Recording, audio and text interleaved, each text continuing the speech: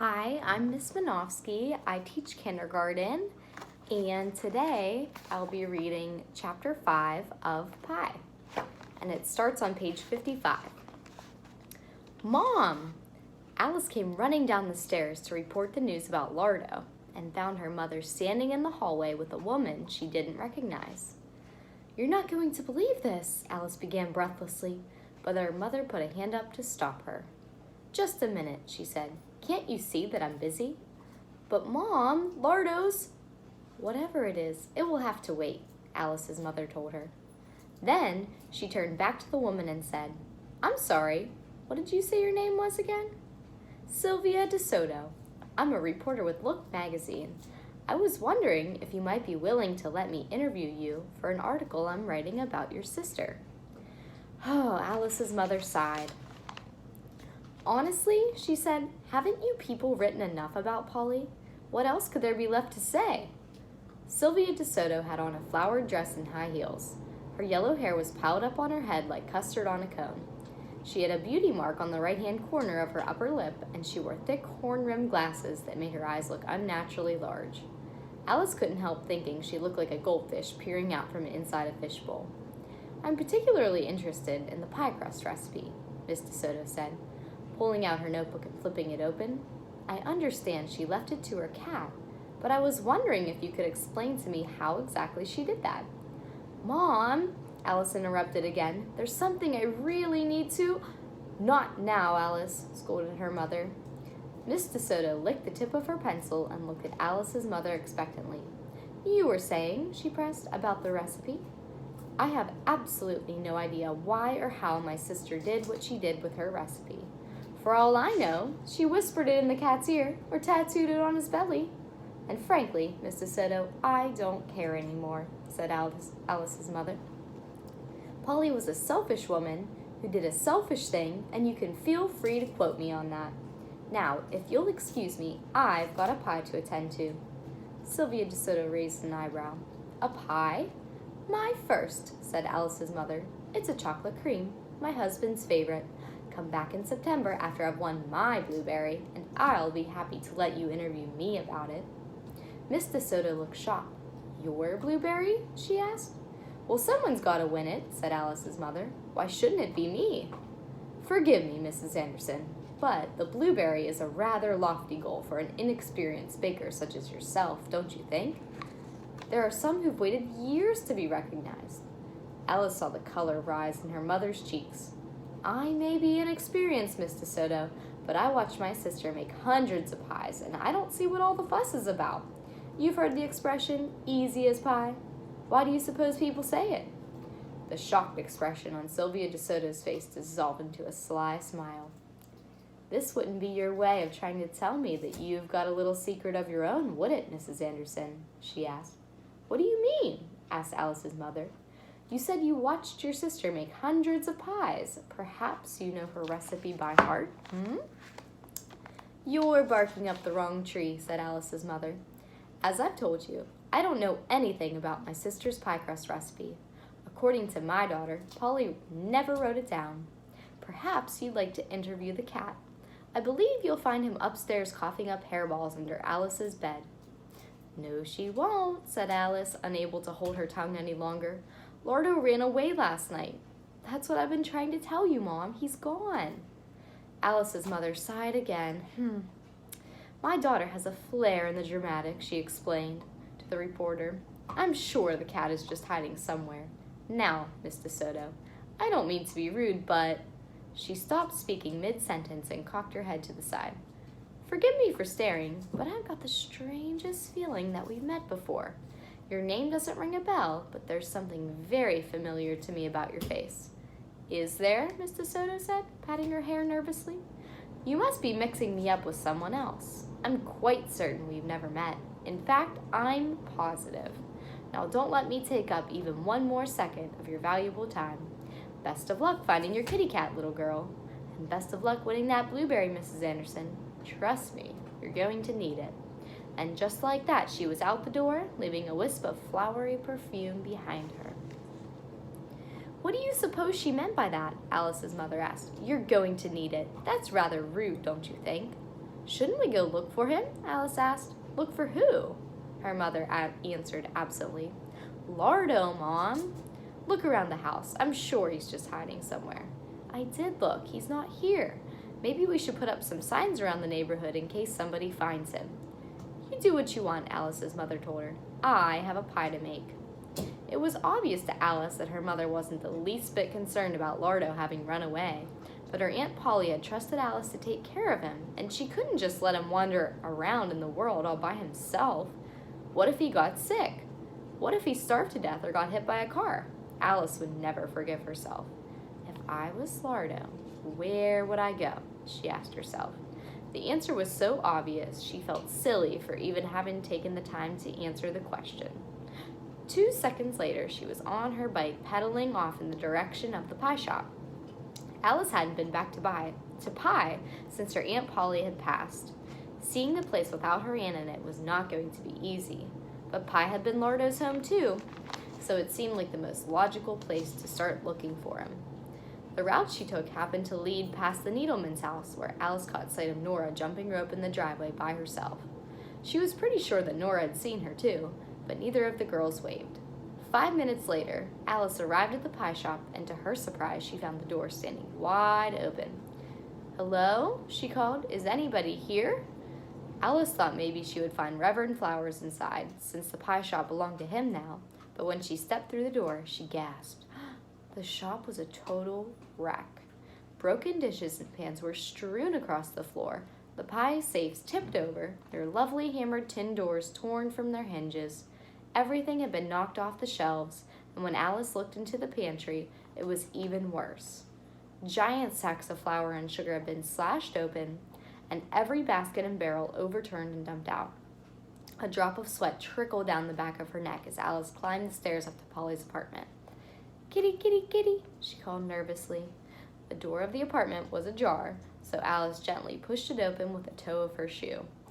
It was almost noon, and the sun streamed in through the windows, filling the place with a light so bright, Alice had to shield her eyes with her hand in order to be able to see.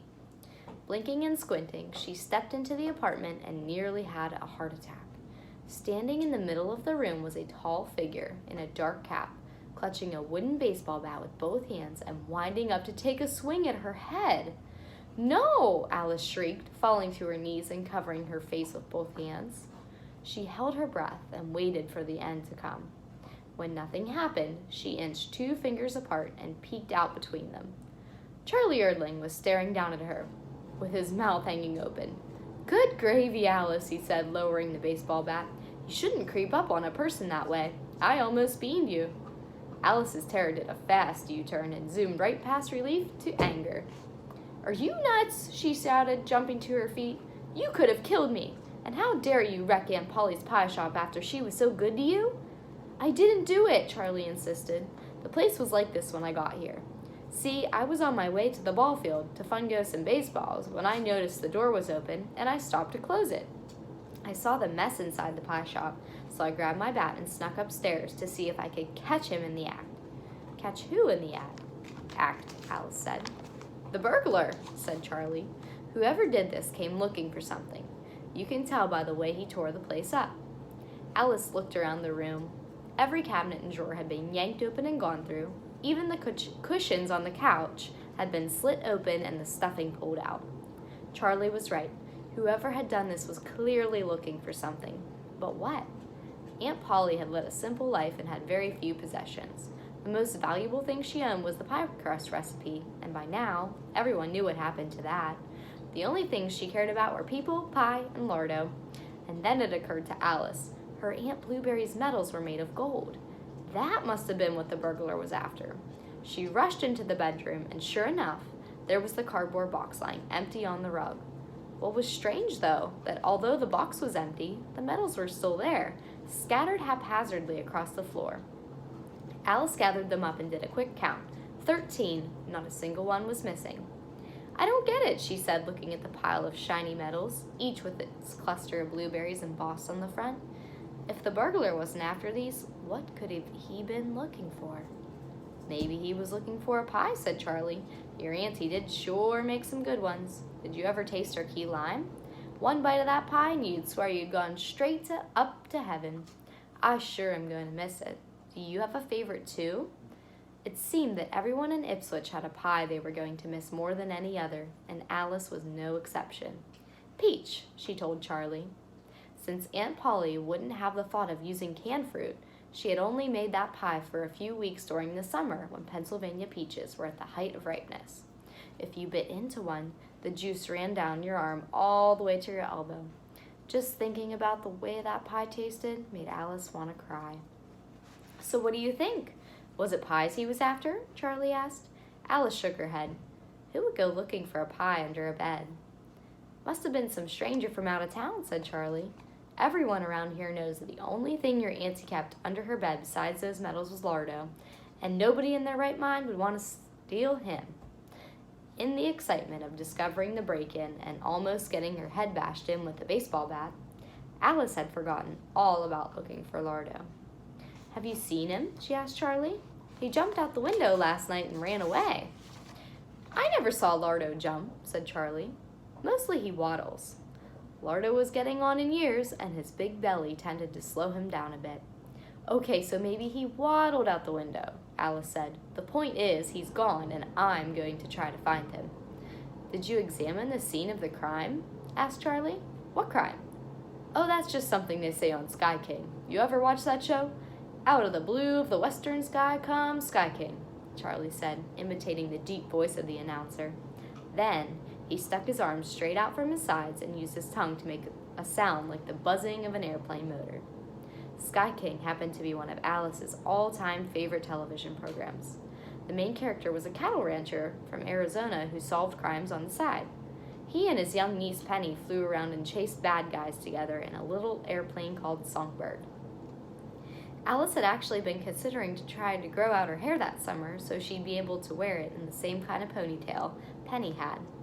Alice was fine with the way she looked, but she wondered sometimes what it would feel like to be as pretty as a girl like Penny. Did you find any clues? Asked Charlie, letting his arms drop back by his sides. Or did he vanish without a trace?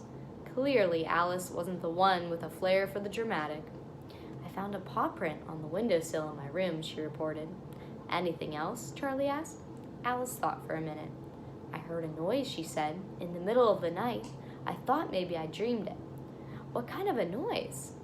Alice closed her eyes and tried to remember what she heard. I think there were some thumps, and I'm pretty sure there was a hiss, she said. Anything else? Asked Charlie. A clink, said Alice. There was definitely a clink. Charlie took off his cap and started scratching his head. A glass kind of clink? Or a metal kind of clink? He asked. Metal, I think. Interesting. Does Lardo wear a collar or a bell around his neck? Nope. Do you have Venetian blinds on your window or a window shade with a metal pull on it? Nope.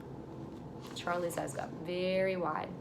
Maybe it was aliens, he said. Maybe they landed their tiny little metal spaceship on your windowsill and they zapped Lardo with a shrinking ray gun and took him off to their planet to do scientific experiments on him. Are you serious? Asked Alice. Not really, but I did see a UFO once, or at least I think I did. It might have been a cloud, said Charlie.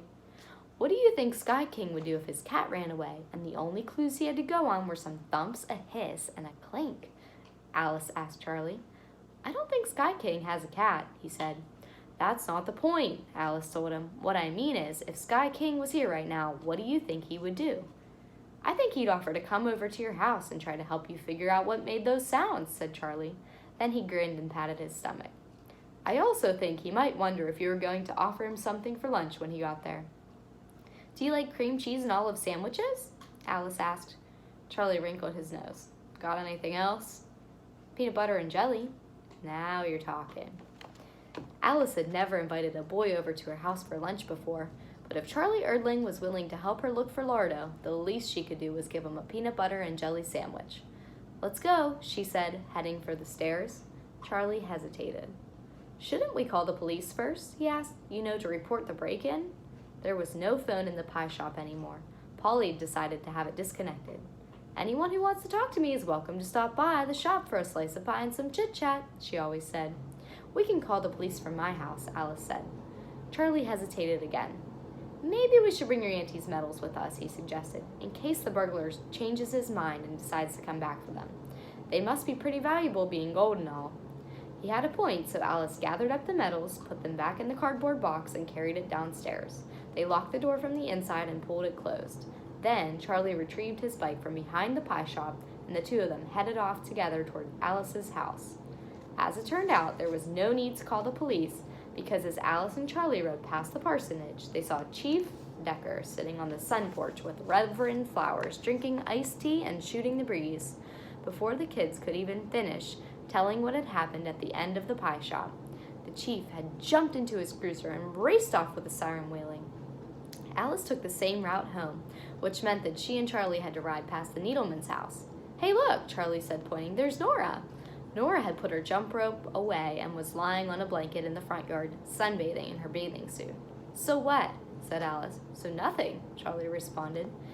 Had Alice been paying attention, she would have seen the tips of Charlie Erdling's ears had turned bright pink, but she was too busy thinking about Lardo to notice Charlie's ears or the big green Chevrolet that was parked across the street from the Andersons' house when Charlie and Alice arrived.